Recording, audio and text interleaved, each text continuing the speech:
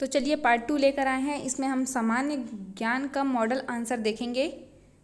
तो चलिए स्टार्ट करते हैं। हमारा इसमें सामान्य ज्ञान के 20 प्रश्न थे। 20 प्रश्न के संभावित उत्तर देखते हैं।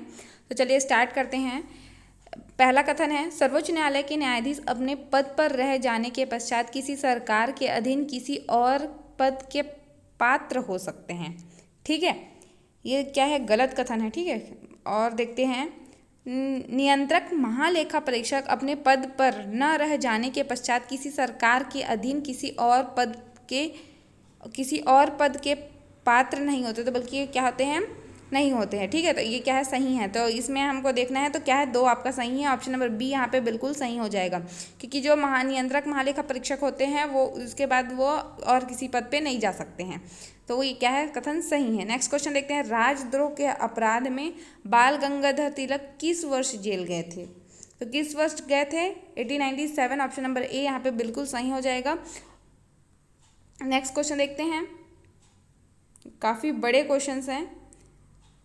देखिए, भारत में शिक्षा के किस आयोग ने यह राय व्यक्त की कि अतः कृषि विकास के समक्ष कार्य स्पष्ट है, हमें अगले 15 वर्षों में खाद्य उत्पादन को कम से कम 2 गुना करने का प्रयास करना चाहिए था। ये 2 गुना प्रयास किसने बोला था? कोठारी आयोग का कथन था। तो ऑप्शन नंबर ए बिल्कुल ये क्या है, सही हो जाएगा। नेक्स्ट क्वेश्चन देखते हैं, भारत सरकार द्वारा राष्ट्रीय जल मार्ग घोषित किया गया है।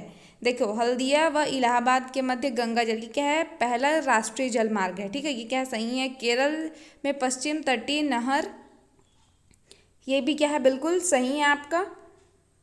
और नेक्स्ट है, सदिया व धुबरी के मध्य ब्रह्मपुत्र नदी पे जलमार्ग, तीनों कथन क्या है, बिल्कुल सही है। ऑप्शन नंबर डी क्या है, सभी सही हैं। नेक्स्ट क्वेश्चन देखते हैं, एक धन विधेयक और वित्त विधेयक में क्या समानताएं हैं, ये बतानी है। दोनों राष्ट्रपति द्वारा पूर्व हस्ताक्षरित होते हैं। ठीक, सही है। दोनों लोकसभा में पुनः स्थापित किए जा सकते हैं। राज्यसभा 14 दिनों तक रोक सकती है, बिल्कुल सही है। और राष्ट्रपति अनुमति देने से इनकार नहीं कर सकते हैं, क्योंकि ये पूर्व अनुमति से आया रहता है, इसीलिए ऑप्शन नंबर यहाँ पे डी बिल्कुल क्या हो गया, सही हो गया। नेक्स्ट क्वेश्चन देखते हैं, कृषि क्षेत्र में मुख्य नीतिगत उपाय 1960 के दशक के मध्य में अपनाए गए, इनमें शामिल है। क्या क्या शामिल है इसमें, ये बताना है। तो देखो, इनपुट सब्सिडी है, न्यूनतम समर्थन मूल्य भी है, सार्वजनिक भंडारण है, व्यापार प्रतिबंध विधि नहीं है। तो ए बी सी जिसमें होगा सही, ऑप्शन नंबर ए बिल्कुल सही हो जाएगा। ए बी सी तीनों हैं इसमें।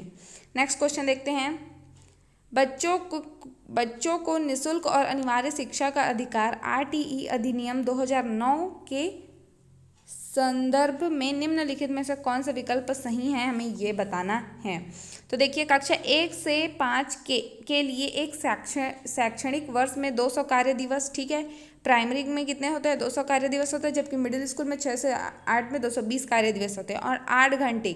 ठीक है, प्राइमरी के लिए 8 घंटे शिक्षण, और 6वीं से 8वीं के लिए 220 कार्य दिवस और 1 घंटे शिक्षण। बिल्कुल ऑप्शन नंबर ए आपका सही हो जाएगा।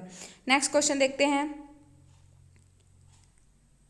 ठीक है, तो देखो, इसको हम लोग मिलान करना है। तो MRTP अधिनियम कब आया है?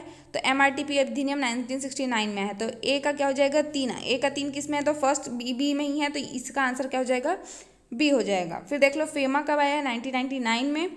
औद्योगिक नीति संकल्प 1956 में, और औद्योगिक लाइसेंसिंग 1970 में। ठीक है, नेक्स्ट क्वेश्चन देखते हैं, निम्नलिखित समाचार पत्रों को उनके संपादक अथवा संस्थापकों से सुमेलित करना है आपको। ठीक है, समाचार पत्र उसके संस्थापक के साथ उसको हमको क्या करना है, सुमेलित करना है। तो चलिए देखते हैं, समाचार पत्र और उनके संस्थापक को हमको यहाँ पे क्या करना है, मिलान करना है। 39 नंबर का क्वेश्चन है, देखते हैं। मीरातुल समाचार क्या है, मीरातुल समाचार, ये किसका है, मीरातुल अखबार है। ठीक है, मीरातुल अखबार ये किन का है? तो ये हो जाएगा आपका राजा राम मोहन रॉय का। ठीक है, किसका है, राजा राम मोहन रॉय। ए का क्या हो गया, 4 किस में है, बी में भी है, सी में भी है। तो देखते हैं, और इसमें देखो, बी और सी में हमको कोई सा भी एक भी पता होगा तो हम सही बना सकते हैं अब इसको। ठीक है, फिर देखते हैं, कामरेड किसका, मोहम्मद अली। तो बी का क्या हो जाएगा, 3। तो ऑप्शन नंबर बी बिल्कुल यहाँ पे सही हो जाएगा। बाकी को भी आप लोग एक बार पढ़ लीजिएगा। नेक्स्ट क्वेश्चन देखते हैं, भारतीय मानसून के संदर्भ में कौन सा कथन गलत है ये बताना है। ठीक है, तो व्यापारिक पवनों की भांति मानसूनी पवनें नियमित है, तो ये क्या है, कथन गलत है। ठीक है, ठीक है, और बाकी को भी देख लेते हैं। मानसून जून के प्रथम सप्ताह में भारत के दक्षिणी छोर में प्रवेश कर 2 शाखाओं में बढ़ जाती है, बिल्कुल सही है। ठीक है, एक तो अरब सागर साइड जाती है और एक तो इधर बंगाल की खाड़ी, तो 2 शाखा में बढ़ गई। अरब सागर शाखा तथा बंगाल की खाड़ी शाखा दोनों गंगा के मैदान के उत्तर पश्चिम भाग में आपस में मिल जाती है, बिल्कुल सही है। जाते हैं इधर से और इधर से, तो ये क्या होते हैं, जो गंगा का मैदान है उसमें मिल जाते हैं उत्तर पश्चिम भाग में। दिल्ली में वर्षा सामान्यतः बंगाल की खाड़ी से होती है, बिल्कुल सही है। जो दिल्ली में वर्षा होती है वो बंगाल की खाड़ी से जाती है, उसके द्वारा दिल्ली में वर्षा होती है। ऑप्शन नंबर ए बिल्कुल यहाँ पे गलत है, इसलिए इसका आंसर हो जाएगा ऑप्शन नंबर ए, व्यापारिक पवने की भांति मानसून पवने नियमित है। ठीक है, तो व्यापारिक पवने जबकि क्या है, नियमित है। नेक्स्ट क्वेश्चन देखते हैं। राज्य सरकार पर स्कूली शिक्षा एवं शिक्षक शिक्षा के शैक्षिक कार्यक्रमों की योजना क्रियान्वयन एवं मूल्यांकन हेतु उत्तरदायी निकाय कौन है, SCERT, ऑप्शन नंबर बी बिल्कुल सही आंसर है। नेक्स्ट क्वेश्चन, निम्नलिखित में से कौन सा संस्थागत वित्त का स्रोत है। संस्थागत वित्त का क्या है, क्षेत्रीय ग्रामीण बैंक, ऑप्शन नंबर ए बिल्कुल इसका आंसर सही हो जाएगा। नेक्स्ट क्वेश्चन देखते हैं।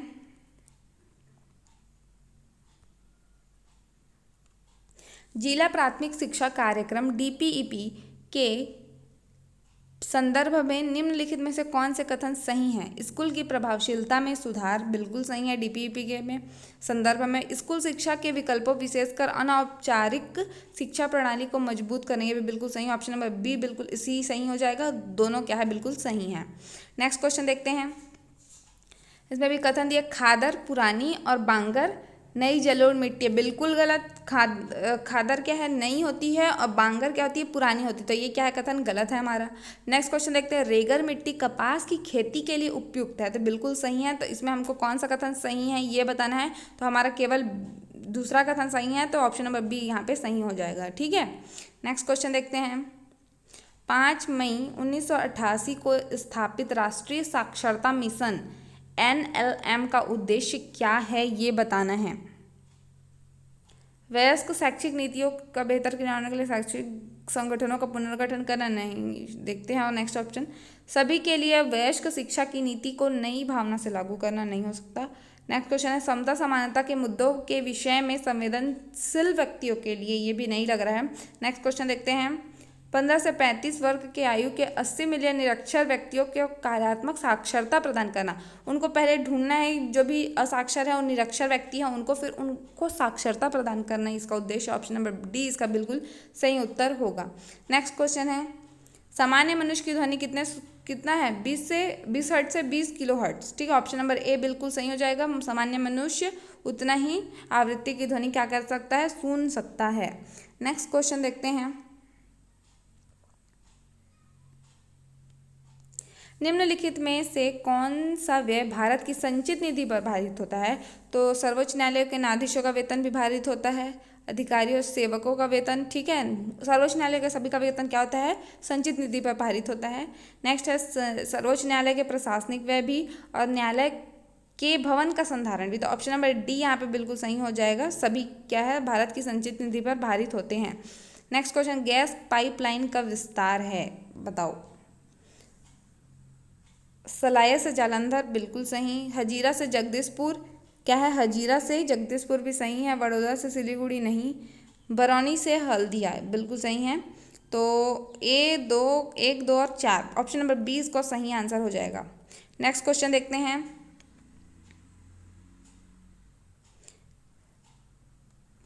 बिनाइन ट्यूमर नियोप्लास्टिक की कोशिका कहलाता है। जो बिनाइन ट्यूमर है वो नियोप्लास्टिक कोशिका कहलाता है।